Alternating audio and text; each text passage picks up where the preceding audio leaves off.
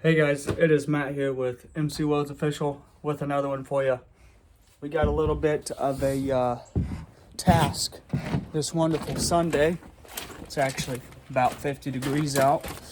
We're back at the laydown yard and we've got a couple things we need to do to Victoria. So if you guys, that video is not out yet, but you'll know and understand later about this air compressor. Took a shit on me when I was out of town on a job. The whole reason for pulling her out.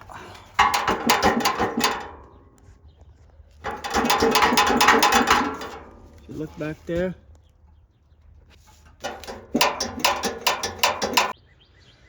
Okay, well, there's your muffler assembly. And you're basically gonna throw all this away. We are gonna keep this guy. But all this, as you can see down in there, that's where the heat fatigue goes. It's really only held on up here, and however that pipe's welded on is pretty much the only 2 points of anchoring on it. Yeah, so that's what I've been dealing with. Camera's dirty. So that's what I've been dealing with. That sounds hideous. So it also might be the reason that we're not running and idling running as smooth as we are. So I think it's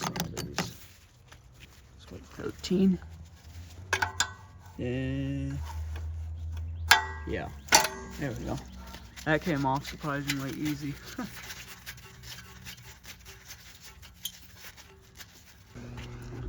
Okay.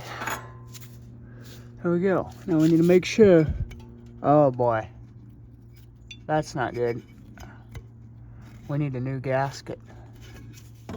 Yeah, we're gonna have to do something about that. Oh, well. Now that I remember, I did replace the gasket on the other one. I thought I had an extra laying around. Guess we could look on that carb and see maybe if they'll match up. I don't know. But that's fixable. I got some cork laying around. Or cardboard or something. I'm sure we could figure something out. That's the reason why we were dealing with so much noise. As you can see, I have fixed it before. It's the base metal. It's the base metal that does it. So let me show you this one. You can see my handiwork. And that's how it's done. Look how much more space you got under there. And it's actually, I think, slightly quieter.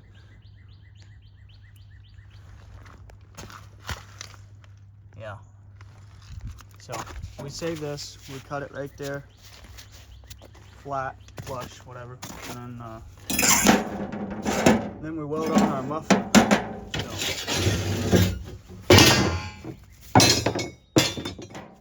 let's go grab our muffler and see if we can find a gasket too. Testing with the K as it gets, but you know, it's gonna work. It doesn't look as well. It looks about the same, honestly, as the other one, so it's all right. We put some cold galv compound on it. I had to make my own adapter out of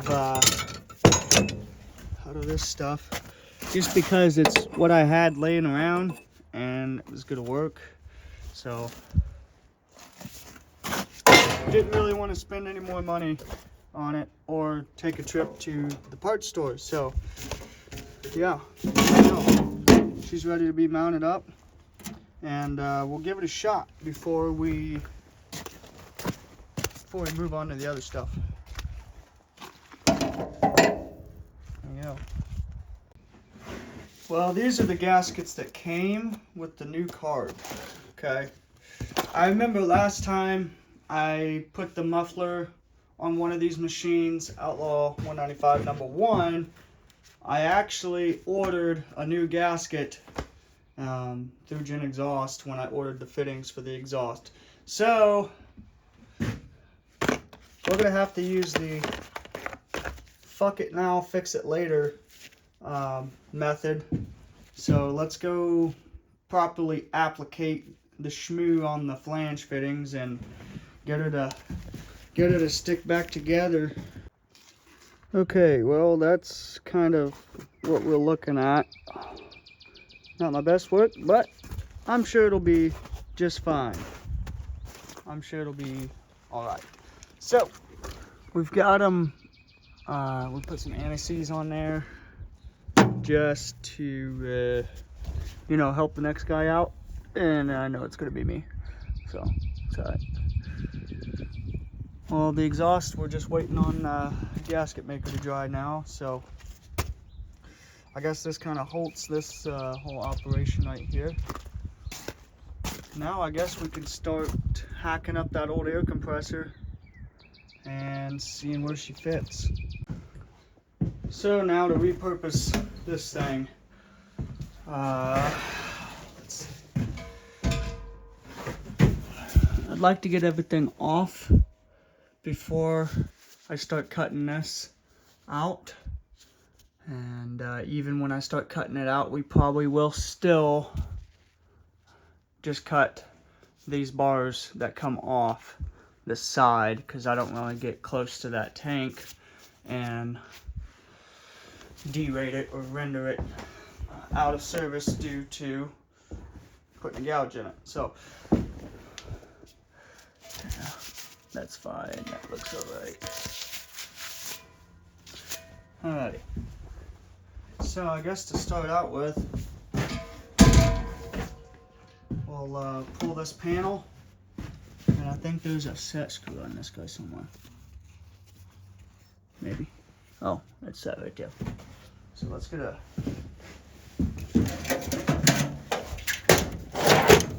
screwdriver.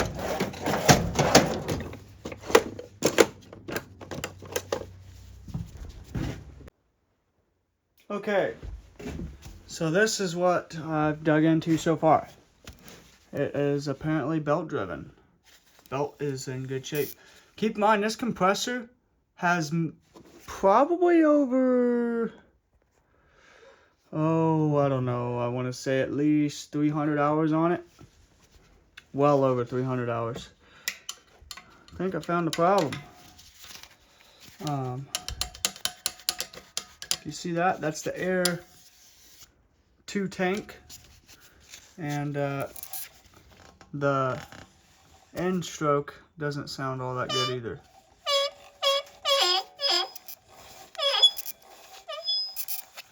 But I think that is our problem.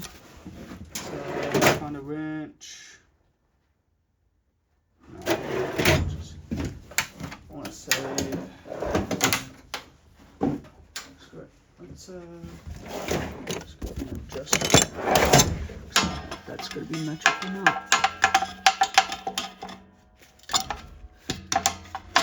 Okay.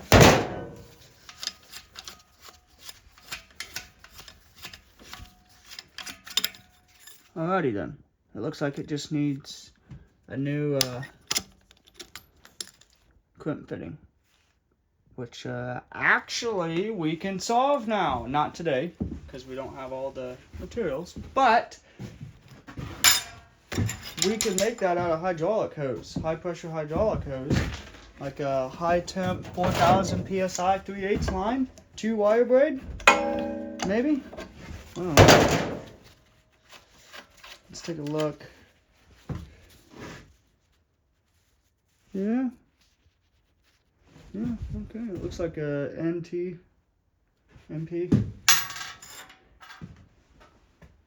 National pipe thread. That's what it looks like. That's not necessarily good either. I'd say we'll pull this head off and look at that liner. See if it's even worth any saving, but like that's quite a bit of play. And I don't know what the tolerance is on this thing, but I'm sure we could probably find something like this and like this. I'm pretty sure we could find these parts if I go on madeinchina.com, or maybe Vevor has something like this. They might have the whole pump, like I mentioned in the video where this went down. But the motor's definitely still good. The motor's fine. Nothing wrong with the motor. But almost makes me want to stop here and see if I can get this thing going. I don't know. It'd be nice to have another compressor on wheels, like, you know, this one over here. This is brand new. This one's been treating us pretty good. That's just a smaller version, but I do like how this one goes up to 225 psi. That's kind of cool. So I don't know. We'll probably stop right here on this guy and see if we can just get a hose. Get a hose made, because that's a threaded connection to threaded connection. So technically, I don't really think it has to be metal. I want to say that's aluminum, and the crimps to it just went kaput. I don't know. Well, here she is with the carb pulled off. Sprayed her down with a can of Carb Clean. And we'll see what happens. I pulled all the ports off. You can see that guy right there. Drained all the gas out of it. And then we're getting ready to change this filter right here. Once we change that filter, we'll throw this whole thing back together and fire it up once we put the muffler back on. Let me grab a pick here. I'll show you. That gasket stuff is starting to set up.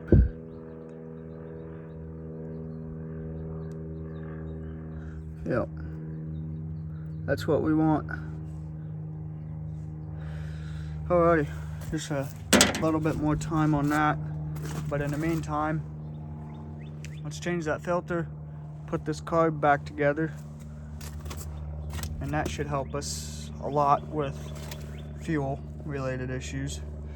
The gasket looks fine. Yeah.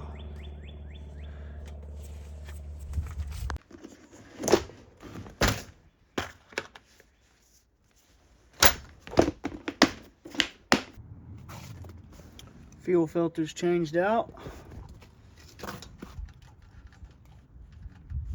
Go ahead and I guess we'll flow some fuel on it. Just why not? Making sure that the valve isn't stuck or anything. Just got a good flow to her. Good. Good. That's right. Right on. That should be good to put back together now. Let's check on our gasket maker. You know, I'm gonna call that good. Let's just put it on there and see what happens.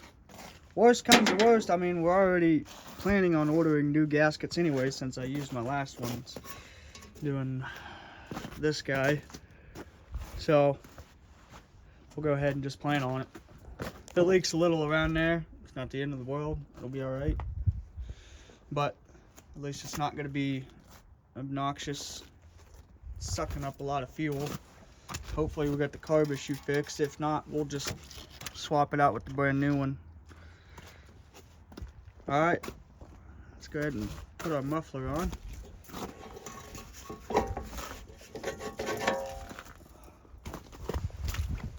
And I'll have to get some wire, kind of like how I did that one, just to hang it so it's not putting a whole bunch of stress on those two little bitty 10mm studs back there. Alrighty, muffler is on. Boom, there we go. Holds it on pretty good for those two studs, but like I said before, I don't really want to put all that weight on that. And this wire really isn't holding a whole lot. It's just for when it starts vibrating, because this is going to act like a big old lever. And yeah. that's on. Let's get this carb back together and give her a shot, see what she does. Alrighty, we got the carb on, everything put together on the air breather side, got the muffler on, fuel filters changed, gas lines flow. I know they flow, so we're gonna go ahead and turn the gas on, and I'm gonna start it from back here because I don't have the battery connected just yet. I really don't want to connect and disconnect the battery more than I have to. It's kind of annoying, and I gotta hook this thing back up to the crane battery. Right now I've got the manual chain ball, chain hoist on it, and it's doing all right, but let's just go ahead and, for trial wise, let's give it a start here.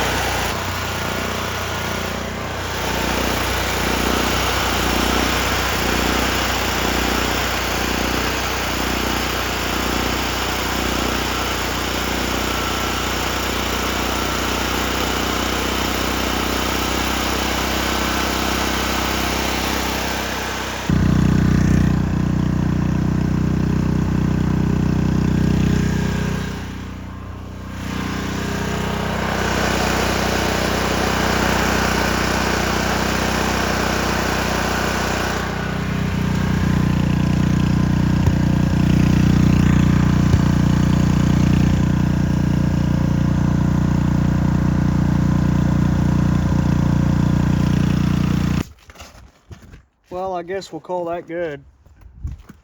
I don't really use low idle anyway. And yeah, it'll be all right. I mean, I'm sure it's either the governor or the carb. And I want to think that it's something to do with this arm right here that might have to do with the governor. I'm not quite sure. So that works good enough. As you can see, we put the multimeter on it, checked our hertz and voltage, and things were going about as good as we could get them for field wise. They'll be just fine. Let's go ahead and get this thing loaded back into the truck and wired in.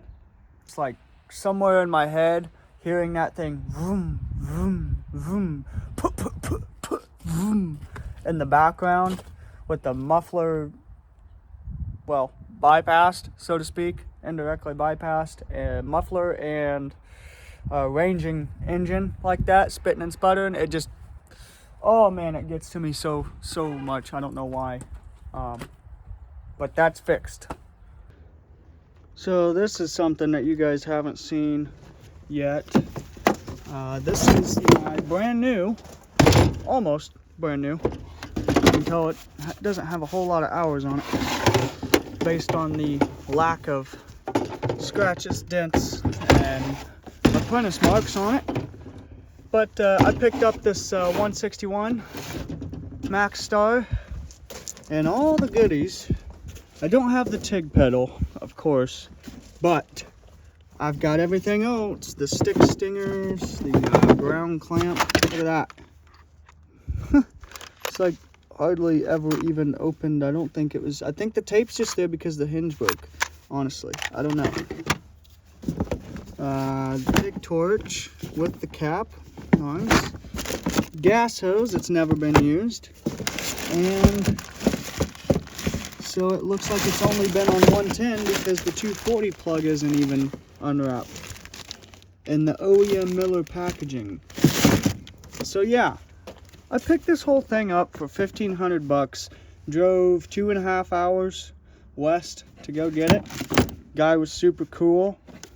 He told me that he was gonna call me once I had some time on the machine, and he's gonna give me a couple weeks, and then he's gonna call me, and just to make sure that the machine works.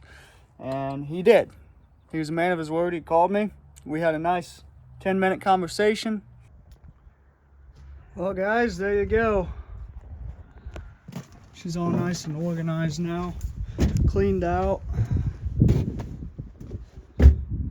She's all plumbed back in. Let's go ahead and fire it up, and hopefully the truck system comes online and everything connects properly. And yeah, look at that, even good on fuel. Sweet. Let's fire it up.